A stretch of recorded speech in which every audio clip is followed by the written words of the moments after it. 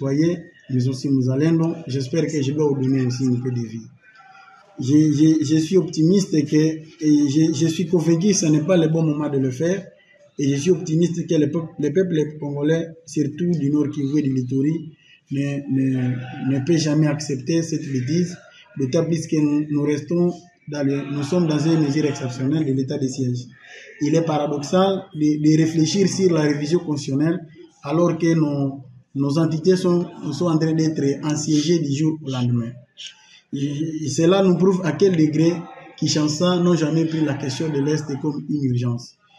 Bienvenue, c'est 26 novembre 2024 sur Gueule Afrique Télévision, la télévision panafricaine au cœur des investigations. Mesdames et messieurs, c'est un réel plaisir de vous savoir nombreux scotchés ce matin sur notre chaîne, la chaîne panafricaine au cœur des investigations, qui vient encore pour vous mettre au parfum de l'actualité vis-à-vis de tout ce qui se passe en République démocratique du Congo sur le plan sécuritaire, sur le plan politique. Pourquoi ne pas parler sur le plan diplomatique où on signale également une autre rencontre qui a été tenue à Luanda, c'était ce lundi 25 novembre 2024, par les deux délégations venues du Rwanda et de la RDC.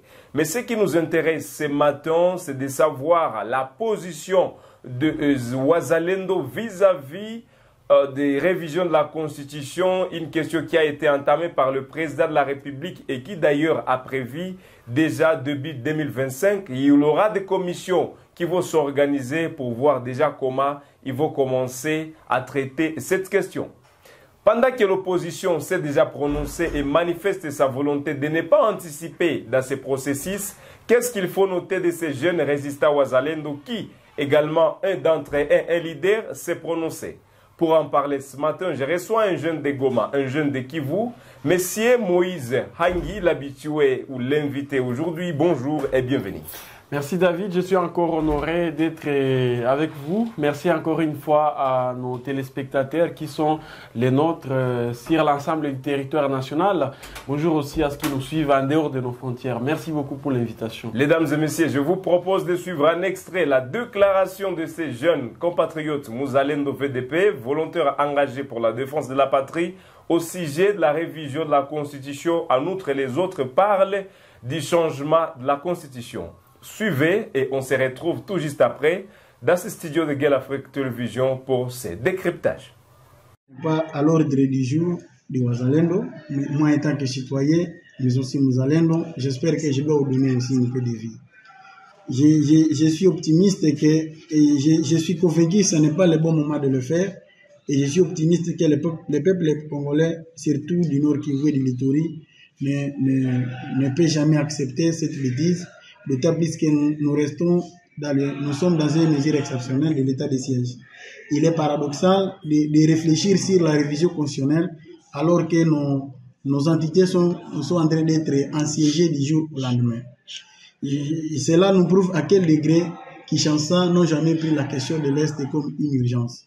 Il sera fatal à la nation de fermer les yeux sur l'urgence du moment, de continuer de voir la question du Nord Kivu, la question de l'Ituri comme une question initiale, alors que c'est une question que nous devions prendre d'une manière absolue. Je suis convaincu, comme le Wazalendo, cela ne peut jamais passer, parce que même la Constitution actuelle, nous n'avons jamais appliquée. L'article 1 de notre Constitution, ça dit que la RDC est un État de droit uni et indivisible. L'article 16, ça nous dit ça reconnaît la sacralité de la vie humaine qui doit être protégée, préservée par l'État, par tous les moyens possibles, même l'État qui déciderait de s'acquitter de cette obligation. Mais jusqu'à aujourd'hui, même cet article n'a jamais été pris compte parce que on est en train de massacrer la population du Roumu, de Mambasa, y compris de Beni. Actuellement, dans le secteur de Baper, nous sommes en train d'assister au massacre contre les populations civiles. Et actuellement, notre souveraineté est menacée par les M23 parce que si on avait instauré la mesure de l'état de siège, c'est pour instaurer l'autorité de l'État là où l'État n'arrive pas à imposer sa loi. Mais malheureusement, il est paradoxe de parler sur la question de la révision constitutionnelle lorsque les questions urgentes, on ne les prend pas compte. Moi comme Assa, mais aussi je suis convaincu, mes frères Wazalendo ne sont pas d'accord avec cette question. parce qu'il y a des questions d'urgence au-delà de la révision constitutionnelle. Monsieur. Vous l'avez sûrement suivi, lui qui s'est également prononcé sur cette question. Monsieur Moïse, vous venez de suivre ces jeunes Muzalendo, répondant au nom de Assa Mahamba qui s'est également prononcé sur la question de la révision de la Constitution. C'est quoi vos impressions à l'entendre parler? Alors, je concède son opinion. Je pense que nous sommes dans un État démocratique et tout le monde est libre de donner son point de vue par rapport à une question ou une autre. Alors, il faut aussi reconnaître que cette question continue à diviser l'opinion publique et elle est à la base, effectivement, d'une certaine tension dans les chefs des acteurs politiques et même des acteurs sociaux. Moi, j'imagine que si jamais les choses ne sont pas mises au clair, nous risquons bien évidemment de nous retrouver dans une situation qui ne sera pas, en tout cas, assez favorable pour la République. D'abord, pour ceux qui sont en train de prôner, ceux qui sont en train de soutenir la démarche menée par l'UDPS, ils ne disent pas clairement s'il s'agit de la révision ou du changement de la Constitution. Ils sont en train d'entretenir cette ambiguïté, ces flous-là. Et c'est déjà très mal parti parce qu'on ne sait pas exactement si le régime en place veut parler du changement ou de la révision. Si c'est la révision, alors c'est très différent et c'est vraiment séparé du changement. Cette démarche, en premier, est encadrée par cette même Constitution. Elle ne devrait même pas faire l'objet de polémiques. La révision de la Constitution est constitutionnelle. Et la Constitution elle-même avait bien évidemment reconnu, elle-même accepte qu'elle soit révisée. Mais lorsqu'on parle du changement, c'est vraiment très différent. Alors, les changements à la Constitution, c'est une démarche, en tout cas, qui consiste à ce que je vais qualifier de tabula rasa. Ça veut dire que vous commencez à zéro. Et pour les cas de figure, je pense qu'il faut réunir un certain nombre de préalables pour parler de ces changements. J'aimerais bien qu'on nous dise très clairement, on parle de quoi? Moi, je ne me situe pas jusqu'à ce niveau, raison pour laquelle je vais devoir essayer un peu de faire mes analyses à moi, mais avec, en tout cas, ces blocages-là. Voilà d'abord un peu d'entrée de jeu ce que je voulais signaler. Alors, je pense aussi qu'il y a à revoir dans notre Constitution. Je ne partage pas l'opinion du chef de l'État qui a parlé de l'article 217 avec une interprétation que j'ai trouvée quelque peu erronée de sa part. Mais je crois qu'il y a d'autres dispositions, par exemple, qui peuvent être retouchées. Entre autres, l'une des propositions que j'étais en train de prôner depuis bien avant, celle consista désormais à faire en sorte que les gouverneurs des provinces soient votés au suffrage universel direct par la population. Parce qu'en fait, nous nous sommes rendus compte que ces derniers temps, lorsqu'il y a des élections de gouverneurs dans des assemblées provinciaux, la plupart des fois, c'est des démarches qui sont caractérisées par l'impunité et la corruption. Et ça, ce n'est qu'un exemple illustratif, mais je pense qu'il y a encore bien d'autres matières qui peuvent être révisées. Mais maintenant, pour les cas de figure, par rapport à ce que l'IDPS est en train d'évoquer, je pense qu'il y a encore beaucoup de questions qui doivent être répondues avant que nous ne puissions nous hasarder de faire ce débat-là. L'IDPS devrait nous dire très clairement quelle disposition doit être révisée, quelle année l'urgence, quelle année l'opportunité.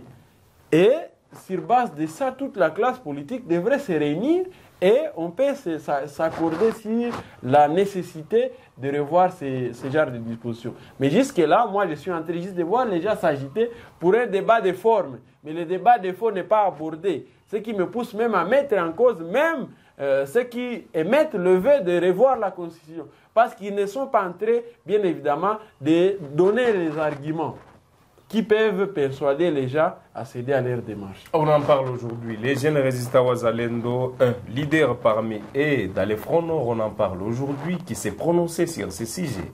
Pensez-vous qu'il aura des conséquences si le gouvernement congolais, je parlerai ici au moins pas au nom du gouvernement congolais, mais l'UDPS parti au pouvoir aujourd'hui, continue à entamer ces processus pendant que certaines personnes, voire même à l'est de la République démocratique du Congo, qui sont en train d'anticiper dans la guerre, s'imposent. Effectivement, c'est bien ce que j'ai même évoqué dans mes mots introductifs.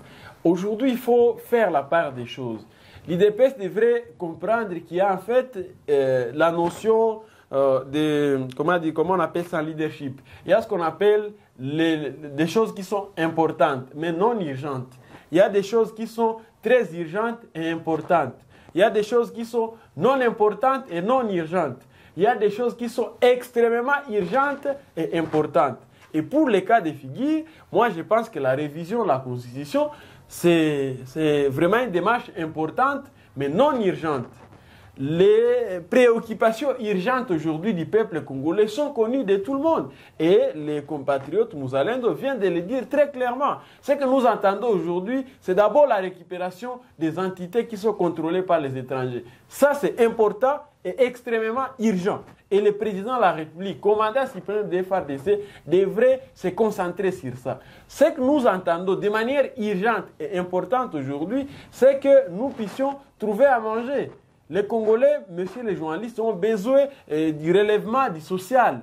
Les militaires qui sont au front, ils ont besoin d'avoir des travail dans les meilleures conditions. Ça, c'est extrêmement urgent et important. Ce que nous entendons de la part du président de la République, c'est que ces déplacés de guerre qui sont en train de traverser un calvaire indescriptible à Kanyaruchinya, au niveau de Boulengo, au niveau de Samsam, qu'ils regagnent leurs villages respectifs. Ça, c'est extrêmement urgent et le président de la République devait se concentrer sur ça. Tout le gouvernement y compris. Ce que nous entendons, pour nous qui sommes au Nord Kivu par exemple, c'est que l'on puisse restaurer l'autorité de l'État sur l'ensemble du territoire national. Aujourd'hui, on ne peut pas parler de la révision de la Constitution et même cette loi fondamentale elle-même le dit très clairement, pendant qu'une partie du territoire national est contrôlée par les étrangers. Et moi, je me dis que déjà, l'IDPS a perdu de vue. On ne peut pas parler de la révision alors que nous avons laissé Bunagana à M. Paul Kagame. Nous ne pouvons pas concentrer trop d'énergie et toutes nos intelligences sur le débat de la révision de la Constitution, alors que Rubaya et toutes les ressources naturelles aujourd'hui sont en train d'être pillées de manière systématique par le régime finissant du président Paul Kagame, les sanguinaires, les criminels Paul Kagame. Voilà ce que les Congolais attendent de la part du président de la République. Nous voulons voir le président Félix Tshisekedi, le ministre de la Défense, bien que lui aussi, en tout cas, il n'est pas en train de... Il a été de passage à Goma, on en parlera. C'est pour sa première fois qu'il arrive à Goma, il ne bouge pas, mais nous entendons des actions aussi, je vais dire, déterminantes de la part du chef de l'État, de la part du ministre de la Défense et de notre armée pour que nous puissions récupérer Bunagana, pour que nous puissions récupérer Rubaya et permettre à ce que nos compatriotes de là regagnent leurs villages respectifs. Ça, c'est ce qui est d'abord important et urgent. C'est possible aussi que la question de la révision de la Constitution intervienne, mais ce n'est pas urgent, ce n'est pas opportun. Il faut faire la part des choses, même dans la vie de tout le jour, dans notre vie quotidienne. Il arrive au moment où tu peux avoir beaucoup de choses à faire, mais tu dois faire la part des choses. Je commence par ça, je vais faire ça, ça je vais faire après. Mais ce que je réalise personnellement, c'est que l'UDPS est en train de tout confondre. On veut tout faire à la fois, on veut faire le fourre-tout et au finish, quand on veut tout, on ne veut rien. C'est comme ça que l'on dit en philosophie. Et moi, je me dis, aujourd'hui, je ne peux que suggérer au président de la République, aux combattants de l'IDPS, de faire un pas en arrière et de comprendre qu'il y a les enjeux qui nécessitent des solutions urgentes. Le débat sur la révision va devoir intervenir au moment opportun et il faudra que ce soit un débat de fond. En tout cas, un débat de fond et pas juste des agitations. Mesdames et messieurs, vous nous suivez de partout. Vous êtes à Lubumbashi, nous vous disons Djambo, de partout vous nous suivez. Vous êtes dans la province de Haut-Katanga, vous êtes à Lomami, vous êtes à Kwilu, Kwango, Congo central, pourquoi pas à Kasaï. Nous vous disons merci, vous tous qui vous disponibilisez aujourd'hui pour nous suivre sur notre chaîne, la chaîne panafricaine, au cœur des investigations. Vous l'avez suivi, Sirema, la déclaration de ce jeune Muzalendo de la province du Nord Kivu, lui qui déclare qu'il n'est pas opportun aujourd'hui de faire la révision de la Constitution, l'État et que la province du Nord Kivu est agressée par les rebelles du M23, qu'il n'est pas vraiment opportun. aujourd'hui de parler du changement de la constitution, l'État qui est dans la province de l'Ituri, il y a encore le groupe armé qui se faut entendre de l'autre côté. C'est quoi votre pensée? Quelle est votre analyse vis-à-vis de la déclaration de ces jeunes VDP à l'est de la République démocratique du Congo? Vous avez le droit de partager la vidéo, de vous abonner, également de commenter, de mettre vos avis sur ce que vous pensez, sur tout ce qui se passe à l'est de la République démocratique du Congo. Monsieur Moïse, le président de la République, Félix-Antoine Tshisekedi, a manifesté son intention et sa détermination de vouloir bien changer la constitution et de mettre en place une commission de débit 2025. Vous, de votre parti, vous faites savoir qu'il n'est pas opportun aujourd'hui de manifester cela. Qu'est-ce qui va se passer si le président de la République reste catégorique dans sa décision et que vous, peut-être, vous vous y opposez? Qu'est-ce qui va se passer? Alors, je pense que le président de la République, c'est bien évidemment le commandant suprême des FARDC. C'est lui le garant du bon fonctionnement des institutions. Il avait prêté serment, je me rappelle, le 24 janvier 2019, rassurant et en disant très clairement qu'il sera prêt devant Dieu et la nation de respecter cette constitution. C'est en fait un acquis pour le peuple congolais. C'est notre patrimoine à nous tous. Ce n'est pas évidemment une Bible, elle est révisable. Ça, je pense que les gens me comprennent mieux. Mais par rapport à ce que le président a dit, je l'ai trouvé un peu trop excessif, hein, quelque part lorsqu'il dit qui va m'interdire, moi, de changer la constitution. Là, ça devient grave. Mais il est le garant. Ça devient grave parce qu'il n'est pas un extraterrestre. C'est le chef de l'État, bien évidemment, et nous lui devons tout le respect, mais il ne peut pas se transformer en extraterrestre. Avant lui, nous avons connu d'autres présidents. Et pour votre gouvernement, messieurs les journalistes, ce pays a connu un monsieur qu'on appelle Joseph Kabila. Kabila a voulu changer cette constitution en 2015. Il s'est heurté à une forte résistance de la population, de l'opposition, de l'Église catholique et de toute la communauté internationale, au point où il a été obligé de céder les fauteuils. Il a géré le pays durant 18 ans. C'est quand même suffisant. Ce pays ne l'appartient pas seul. Il y a encore d'autres compatriotes qui aimeraient bien assurer la relève. Et je pense que le président de la République devrait comprendre tout ça. Moi, j'ai confiance au président Félix Tshisekedi. Je pense qu'il va se ressaisir. Peut-être ce qu'il a fait, il faut aussi lire ça avec des lunettes politiques, mais je ne le vois pas en train de déborder. Parce qu'en fait, il est conscient, par exemple, que cette même constitution limite le mandat du chef de l'État à 2. Il est bien dit là-bas que le mandat du chef de l'État est de 5 ans, renouvelable une seule fois. Mais il a déclaré... Ça veut dire 10 ans. Après 10 ans, vous en allez. Et la République va devoir vous remercier. Et vous irez avec toute la bénédiction des Congolais. Le président Tshisekedi est en train maintenant de gérer le pays pour le cadre de son deuxième et dernier mandat. Monsieur Moïse, constitutionnel. Et moi, je ne le vois pas. Heureusement, il a dit qu'il n'a pas besoin d'un troisième mandat. Il ne faut pas lui prêter des intentions. Le président Tshisekedi n'a pas besoin d'avoir un troisième mandat. Et ceux qui veulent l'induire en erreur, ils doivent arrêter parce qu'en fait, ils risquent de brûler le pays. Il risque bien évidemment de créer un chaos généralisé sur l'ensemble du territoire national. Déjà, vous avez remarqué que les acteurs de l'opposition se sont levés. Martin Fayoulou, Moïse Katumbi, Dr Denis Mukwege. Il y a même les Front commun pour le Congo du président Joseph Kabila qui s'est rejoint à la cause, sans parler des mouvements citoyens, lutte pour le changement. Et au rendez-vous, Filimbi, toute la société civile, et même le cardinal Fridolin Ambongo n'a pas mâché les mots. Et moi, je me dis, aujourd'hui, nous n'avons pas besoin d'un chaos. Nous avons plutôt besoin de la stabilité dans notre pays. Encore que l'Est de notre pays est menacé, est agressé, occupé par les ennemis de la paix. On ne peut pas encore mettre de l'huile sous le feu. Sinon, on risque de marcher sur les cadavres des gens. On risque bien évidemment de diviser ce pays. Et moi, je ne pense pas pour le président Tshisekedi, fils du fait Etienne Tshisekedi, qui était en train de prôner le respect de la démocratie et de nos textes, qu'il puisse aller jusqu'à ce niveau-là. Donc, apaisons-nous. Je pense que le président de la République va revenir à la raison. C'est la plus grande question pour finir cette émission, Monsieur Moïse Hangui. Le président a demandé une question qui n'a pas encore été répondue jusqu'à présent. Qui pourra lui arrêter, lui, le chef de l'État? Alors, est-ce qu'il y a quelqu'un, bien qu'il y a à l'opposition aujourd'hui, à la société civile, ça c'est une déclaration politique. politique. Alors comprenez, moi j'étais en train de vous dire quand même que je les connais et je pense qu'il ne va pas en arriver jusqu'à ce niveau-là. Il a dit aussi quelque part qu'il va, en tout cas, qu'il n'a pas besoin d'un troisième mandat à Kisangani et même à Lubumbashi. Dire que personne ne va l'interdire, et moi-même je ne vois personne, mais c'est plutôt cette même constitution qui essaie un peu de retracer les principes. Et les hommes fonctionnent sur base des principes, de valeurs. Et ça, le président Tshisekedi va devoir les respecter. Donc ne nous inquiétons de rien. Par contre, ce que nous lui recommandons, ce que nous demandons en tant que population, c'est de lui recommander à se concentrer sur les priorités des priorités. Les Congolais ont besoin de manger 3 fois par jour. Ça, c'est urgent, extrêmement important. Zala, les Congolais sont affamés. Ça, le président de la République doit régler. Les jeunes ont besoin de l'emploi. Ça ne demande pas beaucoup de philosophie. Les jeunes ont besoin de travailler. Les militaires qui sont en train de défendre le pays, qui sont en train de se sacrifier, ils ont besoin qu'on majore leurs $100 qu'on donne. $100 avec un père de famille, tous les enfants et le reste. Ça, c'est urgent, le président doit régler. Les Congolais veulent que Bunagana ne soit plus contrôlé par le président Paul Kagame.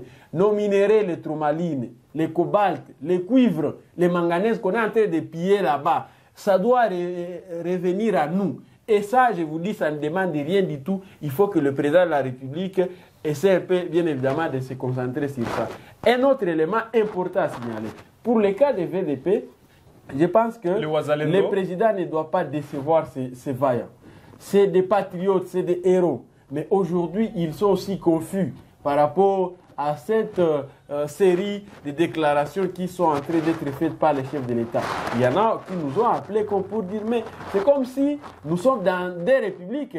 Nous ici, nous défendons la cause nationale, mais les chefs de l'État qui devraient, d'ailleurs qui avaient lancé cette mobilisation générale, ils se concentrent sur autre chose. Et je vous dis, certains VDP maintenant sont en train de se démoraliser et se décourager petit à petit. Il y a lieu encore une fois de les remotiver, de les booster pour qu'ils essaient un peu d'en découdre une fois pour toutes avec la rébellion du 1-23. Je rappelle que le président de la République avait prêté serment pour le respect. Il avait dit qu'il va respecter et faire respecter la Constitution. Merci beaucoup. Pour ça, nous lui croyons. Deuxième chose, c'est que s'il y a quelqu'un qui a envie que nous puissions amorcer ces débats, en tant qu'intellectuel, je l'invite plutôt à présenter des arguments de fond. Si on parle de la révision, alors il faut avoir les arguments. Si c'est les changements, ça s'apparente à ce qu'on appelle en sciences politiques coup d'État. Merci et beaucoup. On ne peut pas accepter qu'il y ait un coup d'État dans ces pays parce qu'en fait, les gens se sont battus pour le respect de la démocratie. L'IDPS y compris, au point où il y en a qui sont morts pour ça.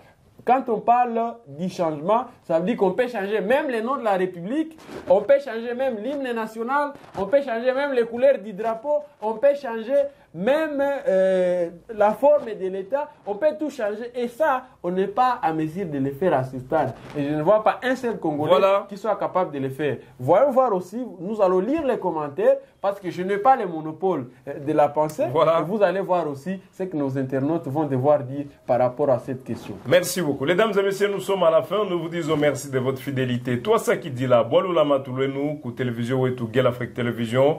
Toi, ça qui dit là, Boakou Sungula, Boakou Manya, Malua, Matondi Mingi Naba, Oyo Bansu, Bakenda ki Kolanda Beto, Ngonga ya Boya na diaspora. Bozali na Kwilu, Kwangu, Congo Central, la monnaie dit tout au Matondi Mingi, Bozali na Ouvira, vous êtes à Goma, Sud Kivu, pourquoi pas na Chopo. Nous disons merci de votre fidélité. Vous qui vous donnez aujourd'hui le temps de vous abonner, de nous suivre et de commenter, d'activer la cloche de notification. Nous vous disons merci de nous avoir prêté votre attention. Nous sommes à la fin de cette émission. Les jeunes résistants Wazalendo manifestent leur volonté de ne pas à être d'accord avec le président de la République de vouloir bien changer d'abord la Constitution selon eux. Ils évoquent la question de vouloir finir d'abord la guerre et revenir sur d'autres débats politiques ou diplomatiques. Voilà donc, on en a parlé aujourd'hui avec Moïse Hangi Ngendi Kivu. Moïse, nous vous disons merci d'avoir accepté notre invitation. C'était un énorme plaisir pour moi de partager cette table de démocratie avec vous. C'était vraiment houleux. Je pense qu'on n'a pas fini toute la matière. Encore une fois, je remercie nos téléspectateurs, nos internautes qui essaient de renouveler leur fidélité à Gueule Afrique Télévision. Nous sommes encore errés parce qu'en fait, les Congolais continuent à se préoccuper autant de la situation qui traverse les pays. Et je pense que c'est aussi ça le patriotisme. Très chers téléspectateurs, nous nous retrouverons ensemble pour une prochaine occasion. Voilà. Nous sommes à la disposition de Gueule Afrique Télévision, à votre disposition également pour pouvoir éclairer votre lanterne. Merci beaucoup. Merci de vous soucier de la RDC. À tous les jeunes Ouazalendo, nous vous disons merci. C'est notre précieux pays, c'est notre héritage, Voilà. notre patrimoine. Merci, Nous ne merci pouvons pas beaucoup. les laisser. Les Congos, c'est pour les Congolais. Ne les laissons pas partir aux prédateurs. Merci beaucoup. Bon mardi chez vous et sur Gueule Afrique Télévision. Mesdames et messieurs, on se fixe un nouveau rendez-vous. À tout à l'heure pour d'autres actualités.